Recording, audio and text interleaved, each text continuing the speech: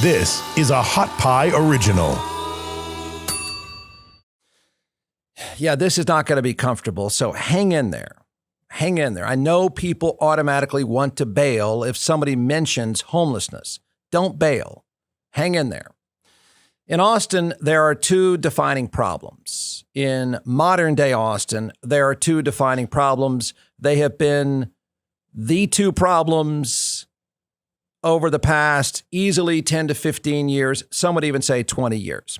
Life is great in Austin, Texas. Other cities have far more problems. This city is simply defined by two problems, two ongoing problems: affordability and homelessness. I'm not even sure that traffic is on the radar anymore, but if you wanted to throw it out there, you probably could. But the two that jump out, the two that stick, the two that aren't going away are affordability and homelessness. I don't think that's much of a debate at all. Again, a lot of that is because life is so good here. People make it work, succeed on their own. There are not that many pressing problems compared to most cities.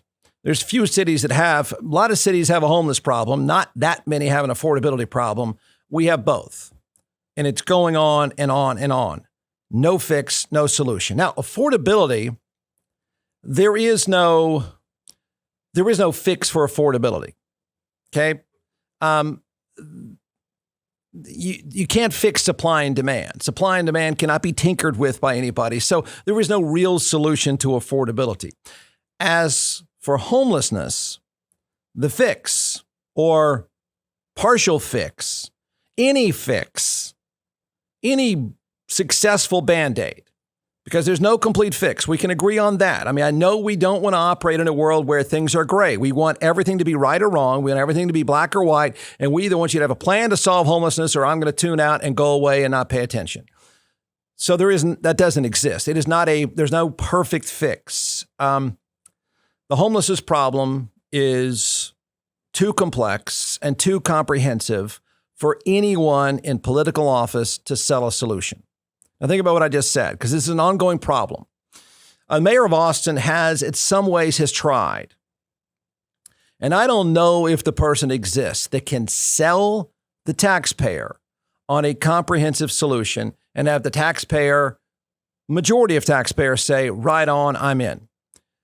The sales pitch either hasn't been tried or it's not effective, both usually, and you don't want to hear it. It's too complex, too difficult, too uncomfortable for anyone to really sit back and say, you know what, I want to move on about my day, but I'm willing to listen. So I don't think that equation isn't working at all. And there's fault. We should accept fault that we don't want to listen. We should accept fault that we aren't ready to tackle it. We don't have the patience for the comprehensive plan. At the same time, we don't really have anybody saying, hey, everybody stop for a second. Life's good here, but here's a major problem. You complain about it all the time. You yell at me all the time, but I'm going to pitch you a fix today. I need you to buy in. We don't have that person either. And when it's attempted, it's a terrible sales pitch. So there's the complexity of the problem and no solution. I don't think Austin is that different than a lot of places in that regard. Not minimizing how difficult it is to come up with a solution. It's incredibly difficult. There is no good solution. I'm not minimizing it at all. And I'm not minimizing that it's just an Austin problem. It's all over the place. There's a setup for all this. An interesting setup for all this.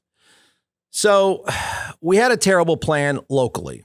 I read a story about San Diego recently, where San Diego has been through the exact same thing. We had a terrible plan to allow homeless people to camp practically anywhere. It was awful. It was awful to see. It was an awful idea. It was an awful thing to allow happen. Every part of it, like most of the homelessness issue, is awful. I guess if you wanted to make an argument, and I might, the only upside to letting people camp everywhere is it forced us to see it. Right? I mean, we want to go about our lives in a city like Austin that's booming and standard of living is through the roof. And we want to go our lives and not have to see it. So I guess if you want to argue, the one upside is it made us see it. It was in front of our face. It was along the trail. It was under a bridge. You had no option but to see it. and it made us all uncomfortable.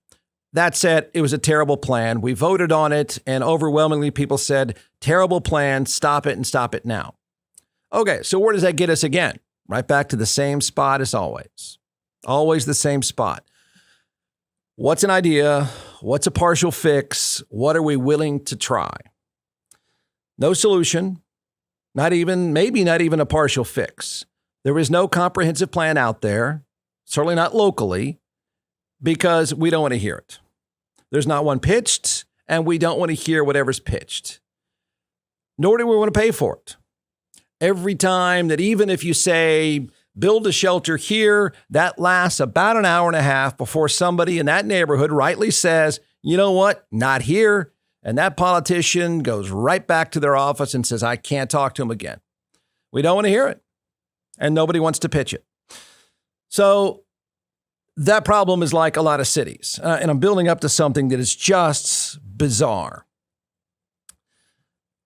There's a plan that's going to be tested.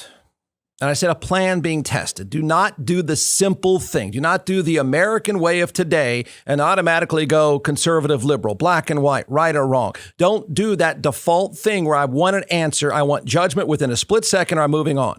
Don't go Twitter. It's a little bit deeper than that. Really deeper than that. Cash works, right? Cash works. Cash and prize. We have proof now that cash and prizes work. My God, cake on a stick gets people to get a vaccine. Lotto tickets gets people to get the vaccine. Cash seems to be working to get people to get a vaccine, right? Cash works. I'll tell you about a perfect example that I would agree it's going to be politically incorrect. Every part of this, by the way, is about to be politically incorrect. It's not going to feel comfortable and it's going to be awkward. I think cash works to pay dropouts. Hey, I'm here with John McClellan, the creator and founder of ATX Hot Sauce. And when I say that you started this, maybe not screwing around in your kitchen, but maybe not that far removed from screwing around in your kitchen. So talk about the creation, the process, the dream that came out of the pandemic. It's from Austin, from Texas. There's not a lot of hot sauces out there that are actually from here. There's a few great ones too, but Frank's and Tabasco and some of these other ones, I want something that's Texan like me. It's different. And I think that's what Texas is a little bit about. That's what Austin's about. So that flavor first, without the vinegar, and then going into the heat after that, but not a blow your head off heat. If you notice, a lot of the hot sauces out there that you see are like Da Bomb or Death's Door, right?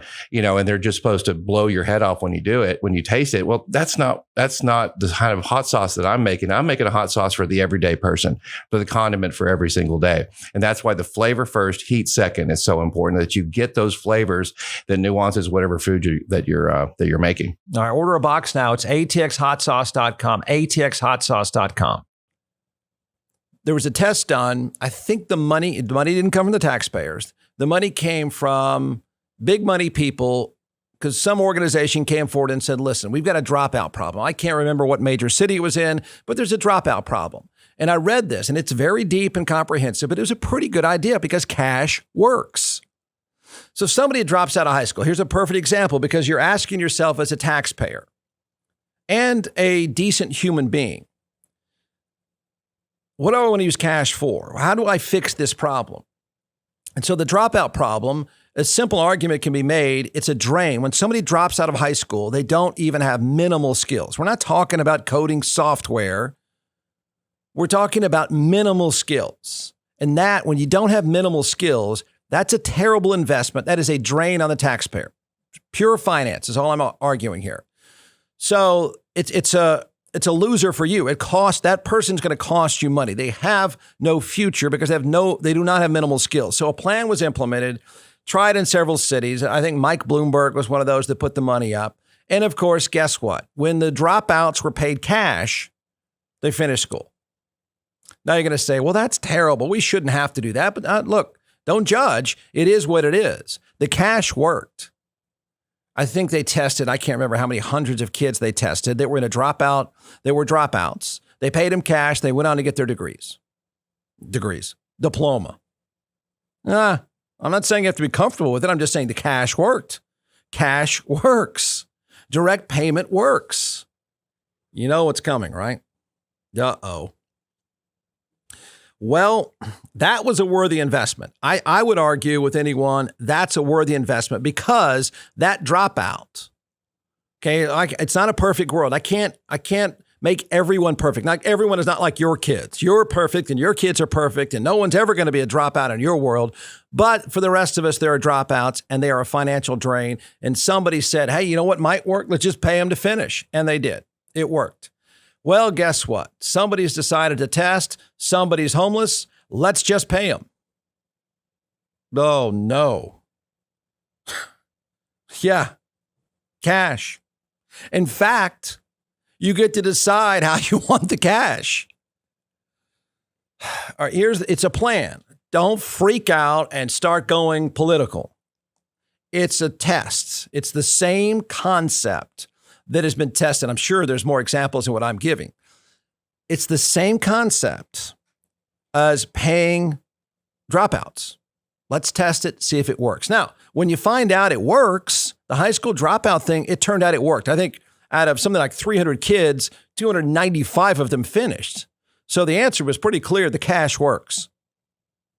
So, hey, maybe it works here. Wow. Yeah.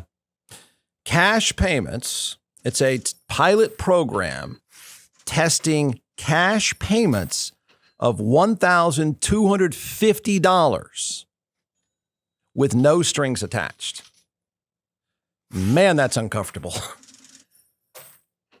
I'm a guy who just said, and I don't know about you, I think cash works. I do. Not here.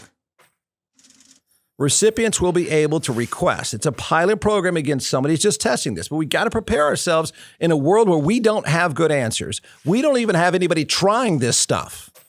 We don't have anybody. All our answer is locally when it comes to homelessness is, could you just throw up a shelter over there and hopefully it'll all go away?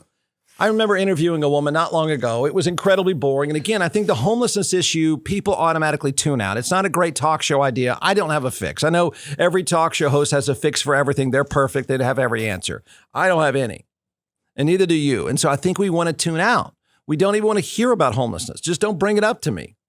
It's a Friday after all. I don't want to hear this stuff.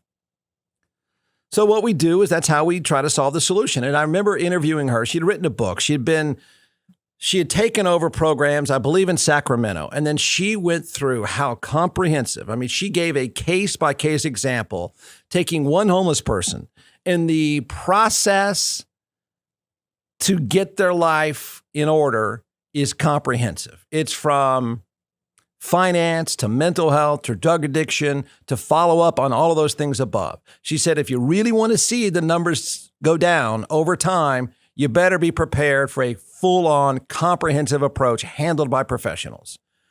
And she wrote a book about it and she's consulted about it. And the truth is, if you stick her in any major city and she gave her speech that she did on my show, most people would say, oh my gosh, that's too much. Is there not a quick fix? So I don't even think, and I think she admitted most people don't even want to listen to my plan because my plan is long, expensive, and there's no short-term payout. Cash, guess what? I guess we'll get our answers pretty quickly. So you are the homeless people that are being tested with this $1,250 plan. $1,250. I got to tell you, not only do I think this is a terrible idea, I think it's really offensive. I can't even believe. Now, again, this is not some government entity doing this, but I can't believe there's no pushback saying, come on. No strings attached. Recipients will be able to request how they want their money, such as in incremental payments or upfront cash. Oh. No limits as to how they would spend it. It's called the Trust Youth Initiative. Now, interesting part of this is, and again, I don't think we have the appetite to know this, but they seem to be implying that there are subsets within the homeless. Young homeless may be different than older homeless. I don't know that answer, and I don't think you do either, but maybe some expert does. So they're going after the younger homeless people. I guess the theory is if we can prove that this works with someone that's 18 to 25 or something like that, then maybe we've solved the problem so it doesn't turn into a 45-year-old homeless person. Now, in other words, the idea is if we can catch, and it's a tragedy, okay? Don't be a jackass. Don't be a jerk. This is a terrible humanitarian problem. These are not all people that want to be on the street, so stop with that. Let's just have a heart for a second and assume they don't want to be there, okay? So the theory is if you could fix the problem at a younger age, then of course later on, maybe life is different. Wow. This? So they aim to determine whether giving cash to homeless people will improve their housing outcomes and employment opportunities. In other words, if I give you the money, all you need is a place. If I gave you the money, all you need is a few meals and a place, and you're back on your feet and you're going. Right now, you're desperate. You just need to get in the door, kind of theory. It's the first study, reportedly, of the effectiveness of direct cash assistance to young homeless people. Oh my!